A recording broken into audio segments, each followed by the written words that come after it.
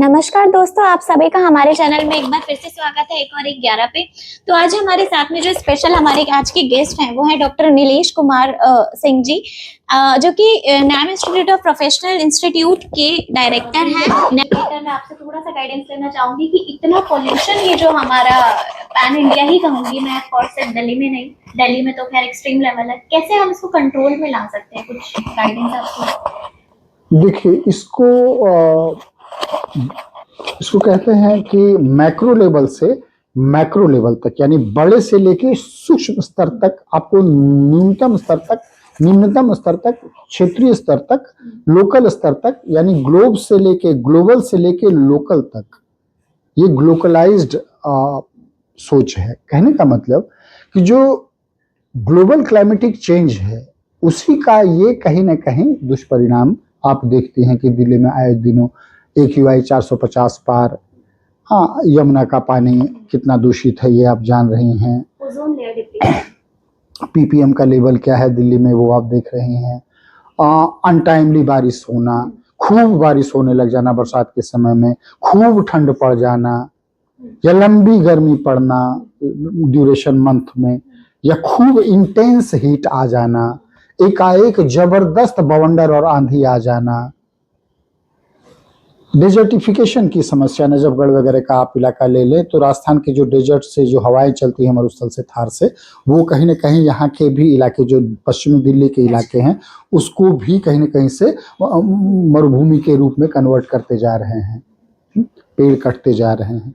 अभी तो supreme court ने इंटरवीन किया कि भाई अरावली में वो भी नहीं होगा कि भाई 100 मीटर तक की बात हो गई थी, कि सुप्रीम कोर्ट ने ये फैसला सुना दिया कि 100 मीटर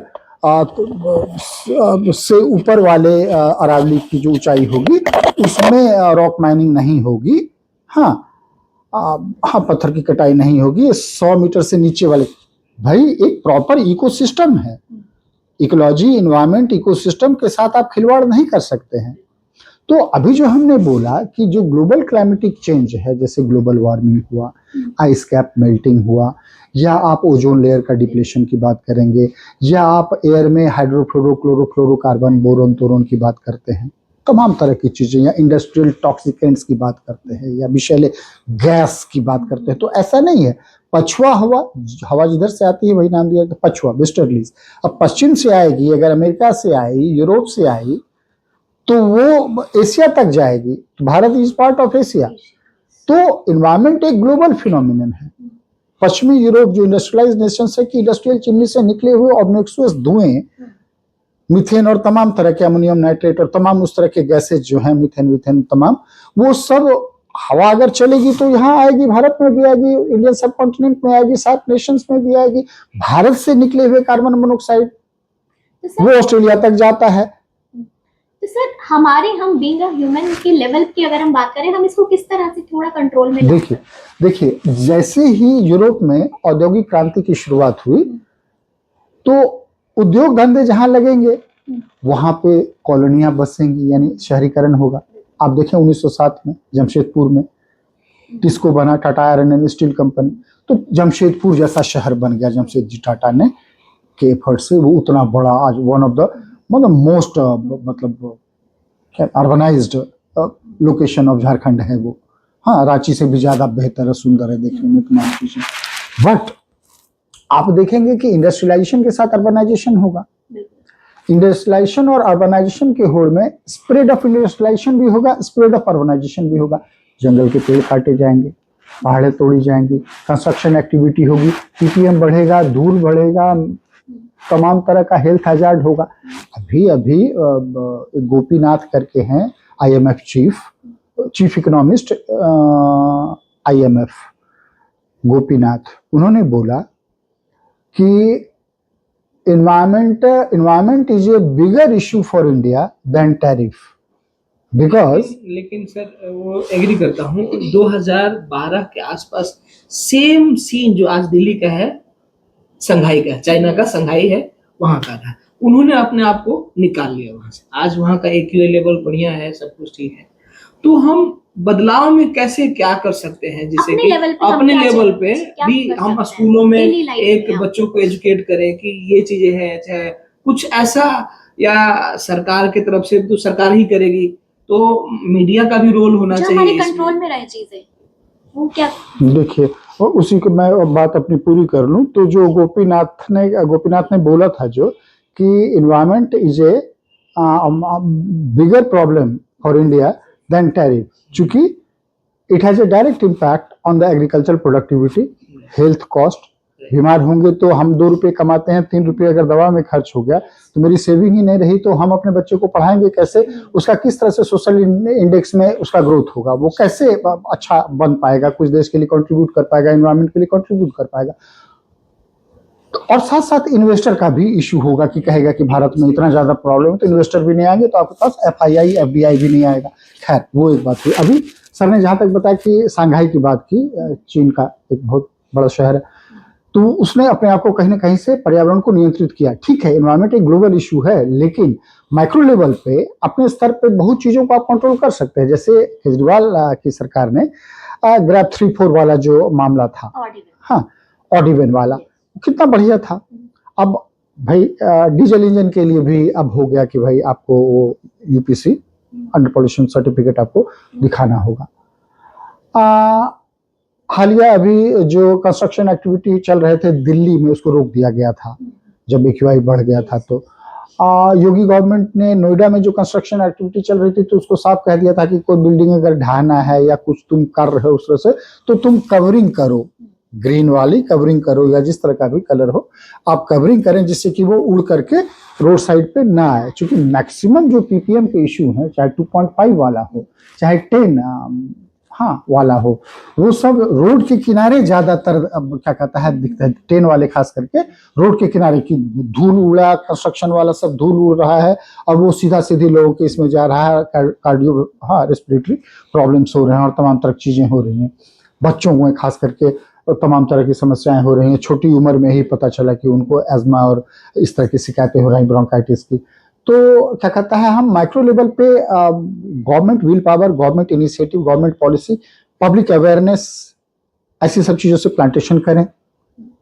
अब आप शॉर्ट डे प्लांट्स लगाएंगे जो क्या कहता है आपने दिसंबर एंड में लगाया, होली से पहले सूख गया, कितना बड़ा है, उसमें फूल आ गए, देखो कितना अच्छा लग रहा है। That is not at all a solution to curb the environmental problem. आपको बड़े पेड़ लगाने होंगे। सुप्रीम कोर्ट का कितना अच्छा गाइडलाइंस आया कि आप जो अब इसके नाम पे कि भाई क्या कहता है, हम सोसाइटी में रहते हैं, हमारे बगल में जो रोड है उधर पार्क है, जो पेड़ लगे हुए हैं तो उसको भी हम कवर कर लेंगे ईंट से, पत्थर से। तो कहा कि भाई आपको सर्टेन गैप वहां पर छोड़ना पड़ेगा, जिससे कि पानी जो है बारिश का पानी, या आप जो देते हैं पानी सिंचाई करते, तो उससे जो है उसके जड़ तक वो पानी जाए, वो जीवित रहे वो पेड़। तो ऐसे सब एफर्ट जो है, इन्वायरमेंटल एजुकेशन का भी अपना रोल है।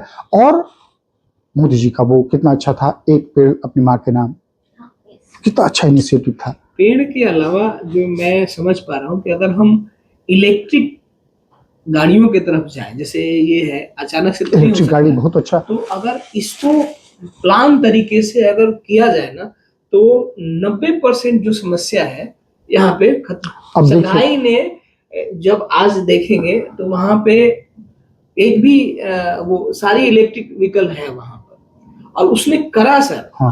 आज हम देख रहे हैं जो चाइना को 12 साल पहले बोलते थे कि ऐसे हो गया, आज उसने अपने आप को निकाल लिया वहां अब से। वही है कि हमें अपनी अर्थव्यवस्था को और सुदृढ़ करना पड़ेगा। अब 4 से 3 की तरफ का सफर हम कर रहे हैं कि हम वर्ल्ड की 3rd लार्जेस्ट इकोनॉमी बनेंगे। अब जितने भी इलेक्ट्रिक व्हीकल्स आ रहे हैं, चाहे स्कूटी है, स्कूटर है या कार है, महंगे हैं, पेट्रोल और डीजल के वर्जन की तुलना में महंगे हैं। तो उसको सरकार को इम्पोर्ट ड्यूटी वगैरह उस पर कम करने पड़ेंगे। अब उसमें वक्त लगेगा थोड़ा, और भी हाँ बहुत सारे चीज़ों को करना पड़ेगा, वक्त लगेगा, लेकिन हम चीज़ों को कर पाएंगे। करना हमें ही है, करना हमें ही है। हमें और हमारी सरकार अब देखिए ना, अब देखिए कि जो यमुना में मैसेज दे देते हैं, दर्शकों को एक मैसेज देते हैं कि इस जो हमारी चर्चा है प्रदूषण से निपटारा कैसे, तो उम्मीद है कि कहीं ना कहीं हम जो बातें कर रहे हैं, जो पूरा नॉर्थ इंडिया है सर्दियों के टाइम पे, एक तो सर्दी का जो चादर, फॉग का जो चादर रहता है वो भी मायने रखता है। और ये भारत का ही नहीं प्रॉब्लम है, ये इस पूरा बेल्ट ही है, ये तकलीफ दे रहता है। लेकिन अगर संघाई कर सकते हैं तो हम भी कर सकते हैं। बिल्कुल, ट्रीटमेंट प्लांट लगाइए आप, ट्रीटमेंट यमुना में प्लान के गंदगी ना साथ जाए।